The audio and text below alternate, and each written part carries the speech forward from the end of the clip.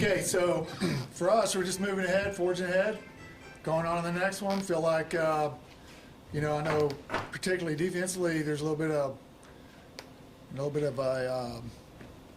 some energy over there based on what they did. They did some nice things and held Tech to their lowest rushing total, and I think the only other team to hold them under 400 was Arizona State, I believe. So there's a little bit of some confidence going on over there. Some guys wanting to join in. Plus, we're going to have an infusion of some freshmen, some guys that haven't played, that can play in the last 4 games, that can still, garner a red shirt. So we'll get 5 or 6 or 7 or some odd players out there on some special teams and helping us with some time offensively and defensively. But any questions? Anybody in that group that you're particularly looking forward to seeing on the field? Carvion Young, kind of like to see him. Lopez, the receiver. Those 2 guys, very athletic. Carvion, Carl Albert was a high jumper, athlete. His brother, I think at one point was committed here in basketball. But those 2 guys, long, athletic, young, just great kids, and I look forward to seeing those 2 guys out there amongst a few others, so it'll be good. Doug, back in fall camp, Latrell made some plays before he got hurt. Looked like he might be a guy that could play. Yeah, I think he could be a guy that could play and give us some minutes at receiver. I think what we got to figure out is it inside or outside. But he's kind of got that body. He can do both. He's got a skill set where he can play inside, but he's just long enough to be able to play, do some things outside. He can run. He can make people miss, and for a kid his age, I hated his hand got hurt, but it's going to be good for him to get out there and get some game time experience, and he's got 4 games. So I wasn't in the main press conference. I talked to you outside the locker room afterwards. I saw the exchange with you and the players in the locker room, and I saw what you said to the media. When you look at those guys, unless there's a lot of fake body language, this team still wants to roll. Yeah, you're in there. I'm not making it up. I said a few things, and I got a pretty good response back from the unit. There's still some juice there, probably as much now than there was maybe 2 weeks ago, in terms of what I'm looking at. So just a testament kind of kids we have and what kind of job the coaches that we have are doing with those guys, and just pushing the message, hey, this is adverse. You're going to go through worse in life, and this is going to train you how to be prepared on down the road, and how you respond right now is going to mean a lot to everybody that's watching you right now, and this is how they're going to remember you for a while. So I think I know at halftime Bob Schick stood up and got on some kids, showed some leadership. So there's some good stuff happening. The scoreboard doesn't reflect it, but proud of a lot of guys on the team. Certainly would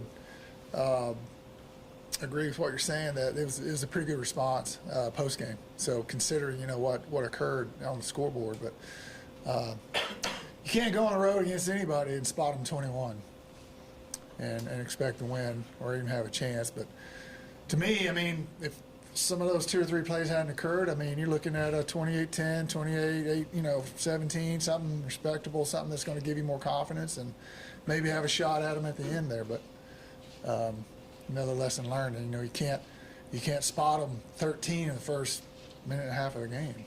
So. Doug, I know you said a few weeks ago that you told the guys to hang in there, but the fact that they have, is that, I don't know. I don't know if it's in this day and surprising. age, there's a lot of lip service type things take place, and social media and all this stuff. But I really felt a genuine sense of, hey, let's go get the next one, and I think there's some confidence there, and we can get some things going on offense, and hopefully we'll have Zane back. We'll see. Who knows? Who knows what can happen here moving forward? So we're excited. You mentioned Saturday, you don't want to give a competitive edge, of course, to who's going to play quarterback, but what's that situation? How nice is it to know you may have options? Yeah, you have options, and Sam did a great job. And not to say he's not in the equation, but Zane's more of a guy that can probably give you a little bit more of your playbook. So I'm looking forward to possibly having him around. We look at Haas. Can you give us an update of where he is injury-wise, and also is it at a point now where he may consider a medical redshirt? Yeah, that's I'd say good question. I don't know. I would say that I know he wants to play, and I think once we get probably into the open date, there'll be a hard discussion that has to take place between he and I and his parents and everybody, and find out what we're going to do. It's probably not the motivation you want to use, but with the way this game is now, every game, every play, everything a player puts on tape, every call a coach makes, everybody's kind of advertising their skills, aren't they? Yeah, I mean, that's the way it is in anything, as a professional. You're selling commercial insurance. You gotta make things happen, or they put you on the street. It's the same thing for anyone. But it just so happens ours may be a little bit more public than most. And there may be a couple more opinions involved than maybe someone that sells commercial insurance. But for everyone, it's that way. It's a performance industry. It's the way life is, and every play it's made, it's a reflection. You want to make plays and win games for your school. You want to do it for your coaches, and you want to do it for yourself in this day and age, because you're being graded by other companies, other entities, aside from your coaches, and everything you put on tape, it's going to probably have some kind of reflection on what happens moving forward, for sure, right? Not that those grades are the end-all, be-all, but they are a baseline for a lot of people that are looking into it, in my opinion. Along those lines, you've got a couple of guys who are going in the portal but also staying with the team. How is that? Is that difficult to manage? No, I think, to me, that's, and this is just me on that, my personal viewpoint is they're still practicing, they're still playing. Yeah, they're looking at their options just like anybody would do in a business world. But at the same time, they are still here. They don't have to be. They could probably opt out. They got enough tape. There's people calling them, wanting them to, come take a look at our school and those type of things. And they're saying, you know what? I'm listening to you. I may come look at you, but I'm on this team, and I'm going to continue to battle with my teammates right now. So, yeah, is it something at this point in my life I would say excites you? No, but I do appreciate the guys that they're still out there battling, and they're just looking at it in terms of a business perspective. I get that part. So. Did that take time to learn as a coach who was obviously in it before the portal era? That I played for Pat Jones. What do you think? You know what I'm saying? Like, holy crap! Like, certainly as a coach, you have to evolve into kind of the way things go, and you can be hard-lined in certain areas, but there's things that. Okay, I may not totally agree with how whatever it is going, but now I got to figure out how to do it better than everybody else. You know what I mean? And you have to evolve as a coach, because it's not like it was 10 years ago. And I've never been a big yeller screamer guy anyway, but there's a lot of that old school mentality.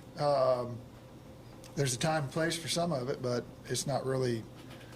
You're more of a teacher, or more of a guidance person, and someone to try to maximize each player's talents. And then if that doesn't occur, then you just put someone else in, opposed to the whole screaming, yelling thing, or whatever it is you're getting to. But yeah, I've evolved, and I think everybody has in this profession.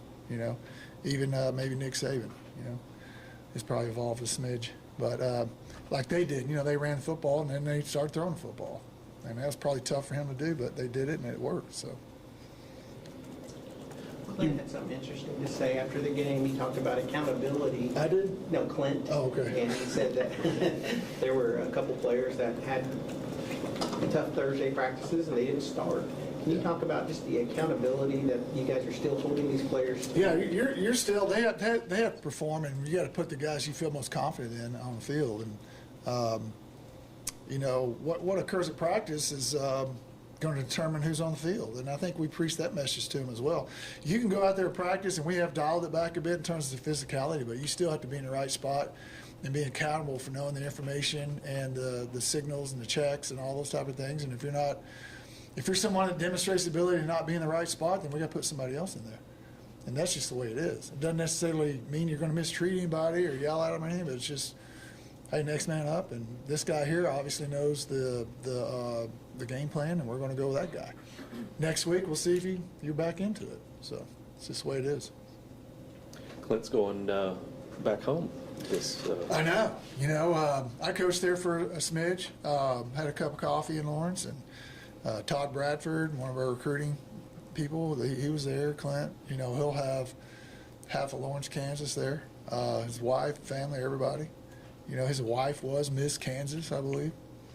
But be exciting for him. I know he's choosed to go back there and, take a crack at his alma mater. I know that'd be fun. So, and they're doing really well. I mean, they definitely done pretty well against the run. They got to do some things. I know in the passing game, defending the pass, that they want to do a little bit better. But I mean, what they have, 86 yards rushing, right? That's pretty good. On the road in Lubbock. I mean, I don't care who your quarterback is. I mean, without their starting quarterback, you would have thought that it would have been more of that. It would have been 200 plus without your starting quarterback. But they did a good job shutting them down, I thought. And then it was a good plan. And, for Clint, I mean, you don't want to earmark a particular game or circle a game. The most important game's the next one. But for him, the next one's the most important, but also there's some extra incentive, because he's going home and, he grew up there and coached high school football there. He was the D coordinator there for, 12 years or so. So that'll be good for him. What was it like the first time you were in the opponent's locker room here? Is that just a different feeling? I felt like it was a spring game or something. We'd split teams. You know what I mean? Like, am I supposed to even be over here? You talking about when I was on another school coming back here? Yeah, it felt really weird because I played here and being on the opposite, which was kind of odd because when I played here, we were on the visiting side. And so that was kind of cool. Like, I think it was 15 we came back here and played, and I was on the side that we were normally on, but consequently y'all were on this side for years and years. So, yeah. I mean, I still see the old ramps we came down over here. They chopped them up, but you can still kind of see some of that. But, yeah, it's just odd to be in there. You feel like, you just feel out of place a smidge until the game gets started, No, because I checked. They haven't redone the visiting locker room at KU Memorial Stadium. Man, I could say something right now. I'm on a refrain, but I'm going to hold back on it. There's actually a chalkboard in the coach's locker room, not a grease board, a chalkboard. Rock chalk. I guess that's the point. But I remember, I don't know what year it was, maybe 10 or 11 or something. We played out there, and Wickline drew a play with chalk on the chalkboard, which he was probably pretty comfortable with doing. So it was kind of like a Fred Flintstone moment or something. It may not be there now. I just remember last time I was in there, it was an actual chalkboard. It's still there. I really am. But I mean, why make it comfortable for the opponent, right? And the puddles, I think there's still puddles in there. If it's raining, it leaks. So. I mean, maybe they hadn't. They did one side of their stadium, right? Yeah, they're going to do the other side. They hadn't done the other side yet, so. Yeah, I don't know. Yeah, I mean, I've been in, Tech had probably as bad as locker rooms there was in the history of the Big 12, but obviously that's changed. That was a pretty nice little setup, I thought. It's kind of tight, but it was clean. It's nice. So. It's a common phrase by head coaches. I'm coaching my coaches. In this situation, is that magnified for you in this scenario that you are really coaching the coaches? Yeah, to some degree. I mean, I'm hearing a lot of other stuff. Like I say, the landscape of how it is with the players, there's probably a lot more of that going on than me coaching coaches. I think I'm more of delegating and, hey, here's what I need you to do, go do it type thing. And if it's not occurring, then we have a discussion. But I don't know how much of that I'm actually doing at this point, to be honest with you. I think those guys are doing a good job. Like you said, if you saw what occurred in the locker room post-game, I mean, you can tell the coaches are doing a good job. in terms of morale and focusing on just getting better and forging ahead and practicing hard and all that stuff. Was that hard to do, delegate? There's some coaches that have a hard time that call plays, giving up the play sheet. Was that hard to do at all? No, not under the circumstances. I think it was the absolute right thing to do in terms of letting those guys have some control over their future. You know what I'm saying? And then at the same time, allowed me to be able to handle things that were kind of detracting from me being able to put together a solid game plan, I think. So I don't think so, no. Gavin Freeman, we're going to talk to him today. What did you know about him before you got here, and what's he kind of showing? Well, Kel loved him, you know. He was there, I believe, and knew he coached his dad, I believe. His mom, was she a cheerleader here or something? Went to school here or something? So there's some of those factors, but didn't know a ton about him. Got to know a lot about him when he got here. Really super tough kid. He has one speed. He's fearless. He has good ball skills. Yeah, you'd like him to be 6'2" or whatever, but I mean, just he's kind of the consummate. You know, he's kind of what you consider a slot to be. You know, that twitchy punt returner guy that can catch low balls and turn them into big balls. And but yeah, I didn't know a ton about him, but just through the course of practicing with him, and just got a sense for how tough he was and how hard he practices. And our GPS, he's on the leaderboard of yardage and all that stuff. He's in the red almost every day just because of how he practices. So I'm glad that he's here. You know, he's a good player. Doug, I know Parker Robertson didn't start on Saturday, but he had another double-digit tackle day. I'm just kind of his journey to be a starter, to be a mainstay in the defense. I mean, walk-ons, we're probably not going to see many of those anymore. But just his story and his getting to this point, what you've made of his season so far. Yeah, I mean, it's just a testament to what kind of person he is, and in the day and age of give it to me now or I'm leaving type stuff or whatever, you know, and anything that's going on in our society. It's just a testament to what kind of person he is and how much it means to him and how much, you know, actually enjoying the process and letting it take care of itself through hard work and not getting ahead of yourself and letting it happen and all those things. So just proud of him. I mean, it's kind of like, you know, those free agents in the NFL. You know how hard it is to make a team and get on the 53 as a free agent? I mean, it's hard to do, and it's not as hard to do what he's done in college, but it's kind of something similar to that to me. You know? Do you feel like the age of walk-ons like him are probably somewhere behind us? Yeah, I in don't think college there is football? walk-ons. Yeah, I mean, But yeah, I mean, it's hard to do, you know. And the avenue you have to travel to get where he's gotten is, man, there's not a lot of them that are doing that these days. So hats off to him. Curious about this kickoff returns. I know there's a lot of fair catches. Did Sam's movement to quarterback kind of change things there with the return game? No, that was my decision. I just felt like I'd rather take it on the 25. And I think moving forward, we may take a few cracks at it. I know we did last week. But, I mean, if you look at the math of it, minus 25 will put you in the top 30 or 40 in starting field position. You know what I mean? So why not? And it's a little bit less of one thing you have to work on. But we're kind of formulating some stuff there to maybe, you know, have an opportunity to maybe get a big play out of it. So, but, yeah, that was kind of my decision. I think it was the Baylor game.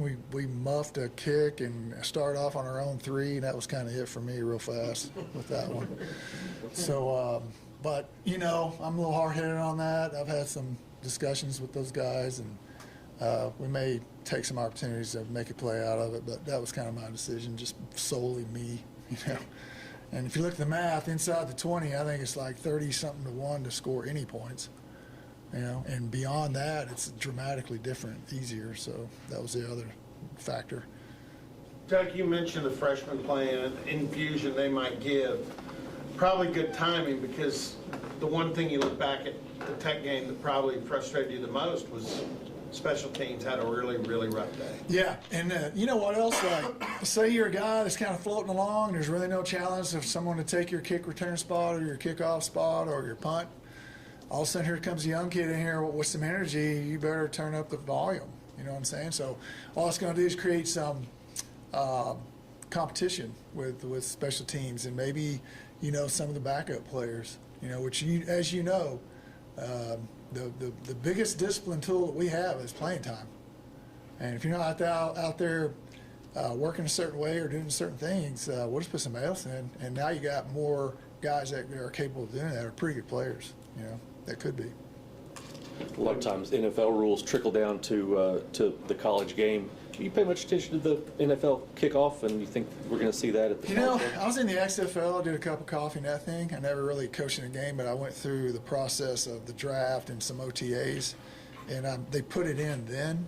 And I thought it was a good idea to preserve the players, and I don't know, personally, it just looks kind of odd to me, you know. And a guy like Kevontae Turpin for Dallas, a kid I coached, I'd like to see him have more opportunities, you know, to make that happen. I don't know. I think it looks kind of odd.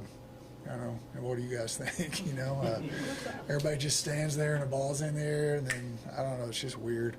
But to preserve players and decrease some of those collisions, I get that part. But it's got to be a better way, I think, in my opinion. Now it'll probably trickle into college here, probably next year. So who knows? The biggest problem to me is onside kicks. You have to declare your onside kicking. There is no mystery to it. Yeah, there's no surprise on side, huh? It's like you're sending them an email, we're on siding. Yeah. But, yeah, I mean, I don't, it'd be interesting to me to hear what those guys think about it and get an honest answer. I'm talking about, like, the players. Like, how do you feel about it? Is it hard to block? Is it hard to cover? Is it easier to create a situation where they can't return the thing? You know, I don't know. So it's just kind of odd. And you got to be a pretty accurate kicker to kick it certain ways there, you know. And I watch kickoffs too. A lot of people, they get onto these kickers and kick it out of bounds. The thing they don't realize is they're not just kicking the ball down the middle of the field. They're telling those kickers to put it on the numbers or slightly outside the numbers, use the boundary as an extra tackler, and sometimes they kind of hook it a little bit or whatever, and I get it. But, you know, it's I don't know. Kickers are so much better now than they were. I mean, you can watch these guys kicking a 50-yarder is not that big a deal anymore. It's just kind of like, okay, good. But and you see in the NFL, guys are kicking 60-yarders pretty much every weekend, you know, or seems like it. So, but anyway. Doug, nobody saw this season coming, not going the way anybody wanted it to. But you guys clearly, when you got together with the new staff, you had a plan. Where did it go wrong, do you think? You know, I can't put my finger on it. I think that's a super tough question. I'd have to give some thought to. I don't know if I can answer that at this point. There's a lot of things that factored into it. It wasn't just one guy for sure, you know, and I was a part of it. So, you know, probably maybe I was a piece of it. You know, I don't know. But I think there's a lot of variables involved in that one. And you know, we could probably stand here an hour and discuss it, but I don't really think I have an answer to that question, to be honest with you. A definitive answer, you know. Anything else? Okay, excellent. Y'all mowed all the chicken, so. Clint remembers the numbers of the pizza place in Lawrence. He rattled it off. Oh, yeah, man. There's some good pizza there.